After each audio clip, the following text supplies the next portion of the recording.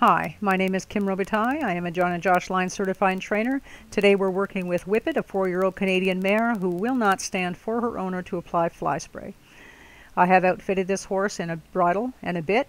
It is simply the equipment that I choose to use. You could use a halter, boselle, hackamore, whatever it is that you choose to use with your horse, that's what you want to use. So I've begun where the horse is ready to begin, and basically what I mean by that is you can see that I'm using the spray bottle not on her body. This mare is stressed out enough as it is. If I were to go right to her with that spray bottle, I'm pretty sure you'd see a much more dramatic reaction than what we're seeing right now. My goal is not to scare this horse, not to stress her out any more than she's stressed out already. So what I'm simply asking her to do is when I spray the bottle, the mare moves her feet. I control the movement of her feet by picking up on the bit, asking her to disengage her hips.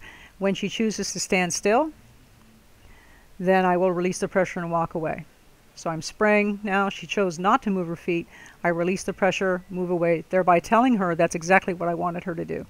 Horses learn from the release of pressure. They don't learn from the application of pressure. They learn from the release of that pressure.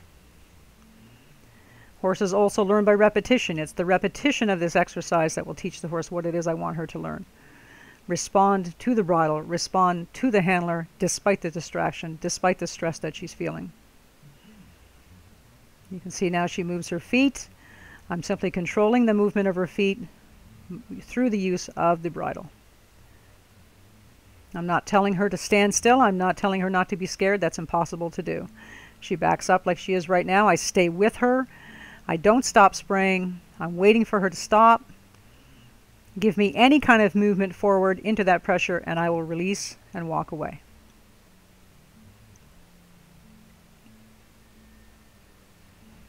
Repeat the process again. Once again now, this time she did much better, and you can see now I'm starting to apply the spray to her body and she's accepting it quite nicely. Repetition, it's all about repetition. Good girl.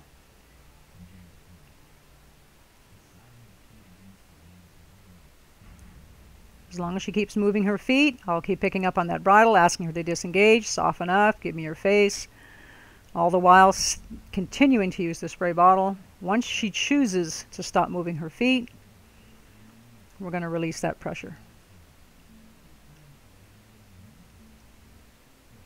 Obviously, I have water in these spray bottle. I'm not using fly spray. It's a lot less expensive to use the water, and I did go through a couple of bottles in the process.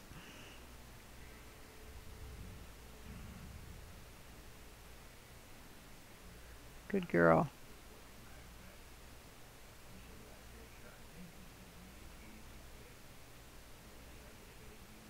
She's becoming much more relaxed with the process now. Far from being done, but much more relaxed.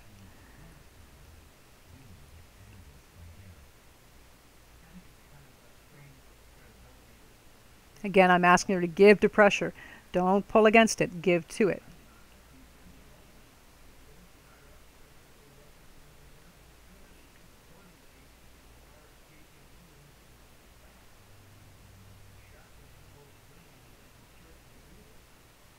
You see she resists the pull of the bridle still. She's going to get much better with that with work.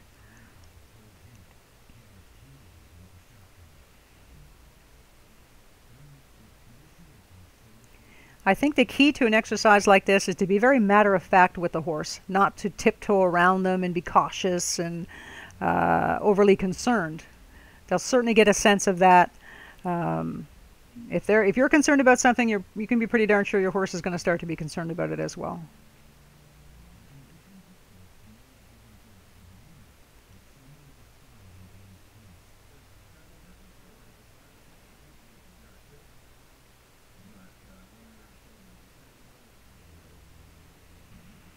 Important to be able to do the whole body of the horse, obviously, not just the front of the horse.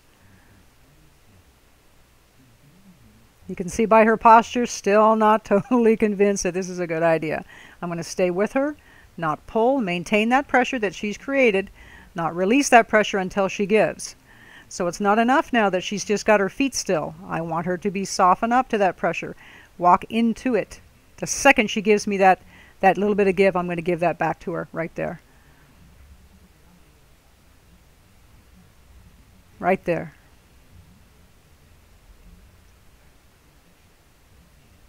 So again, I'm not trying to hold her in place. She's creating pressure by pulling. I'm maintaining that pressure. I'm just holding against her, waiting for her to give. The second she gives, I give. So she understands there's no release in pulling. There's no release in resisting. The release comes from giving to that pressure. You can see she's doing really well right now, standing, accepting what I'm doing. So now what I'm going to do is I'm going to switch sides. You've got two sides to your horse. You've got to train both sides. Horses don't have that transference of information from one side of their brain to the other. You've got to work on both sides of the horse. It's certainly been my experience with the horses that I've trained so far that we don't do nearly enough work on the right side of the horse.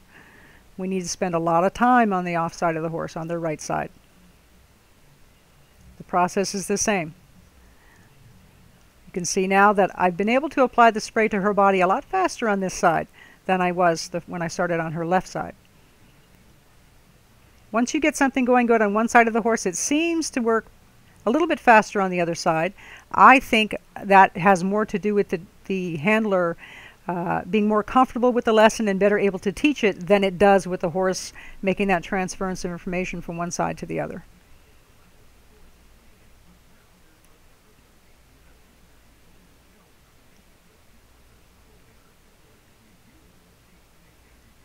So already she's doing much, much better on this side.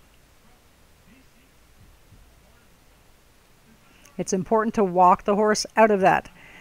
Once they've given you what you want, give them a release.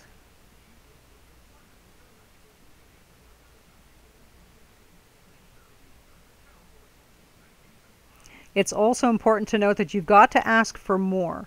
So I'm not just going to spray her a couple of times and walk away. I'm expecting her, my expectation for this horse is that when we're done, when we're finished with this lesson, that she will stand still, not held in any way, not restrained in any way, and allow me to go around her and spray just like I'm doing right now. Now you can see that this horse is not too comfortable with me being behind her, and you'll see this a couple of times where she's going to lift that leg. She didn't try to strike. She never gave any sense of that, but she's telling me from her body language she's not super comfortable with me being back there. So please note how close I am to that horse. You don't want to be far away when a horse is giving you those kinds of signs. Watch her ears right there. The back leg came up. The closer you are, the safer you are. If she were to go to kick me, all she'd do is just kind of push me out of the way. She did a super, super job. So again, this is Kim Robitaille, John and Josh Lyons certified trainer. I certainly appreciate your time and taking the time to watch this video. And please look for more videos in the future. Take care.